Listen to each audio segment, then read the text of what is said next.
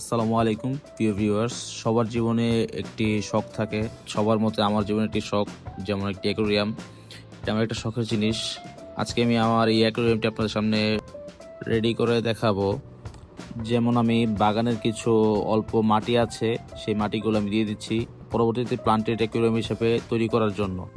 এরপরই দেখতে পারতেছেন কনস্ট্রাকশন সাইডের কিছু আপনার বালু আছে, মানে যেটাকে ইয়েলো স্যান্ড হিসেবে বলে অনেক অ্যাকোয়াটিস্টরা।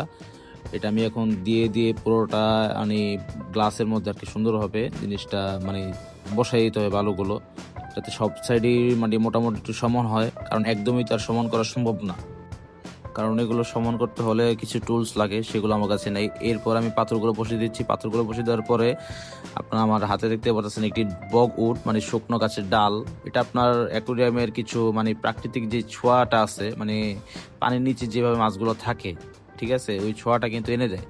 আপনারা দেখবেন অনেক অ্যাকোয়াটিস্ট হবিস্টরা আছে যারা এই শুকনো গাছের ডালগুলো পানির নিচে রাখে, যাতে ন্যাচারাল যে ভাইবটা আছে ওইটা সবসময় দেখা যায় আর বাস্তবে একটা পুকুর মনে হয়। এই পরবর্তী যেই কাজটা, আমার অ্যাকোরিয়ামের যেই স্ট্যান্ডটা আছে ওই স্ট্যান্ডের উপরে আমি অ্যাকোরিয়ামটা রাখছি। আমার একটা লাইট ছিল যেটা আমি অ্যাকোরিয়ামের জন্য কিনছিলাম। এরপরের কাজ হচ্ছে মানে ভালোভাবে পানিটা দেওয়া। দেখতে পারতেছেন একটা স্টিলের বাটি রাখা হয়েছে ভিতরে, এর কারণ সবাই জানেন, কারণ বালুগুলো যাতে চারিদিকে ছড়াই ছিটা না পড়ে। এরপরে মাছটি ছেড়ে দিলাম। মাছগুলো ছেড়ে দেওয়ার পরে যথেষ্ট অ্যাক্টিভ ছিল মাছগুলো, কিন্তু পানিটা অনেক ঘোলা।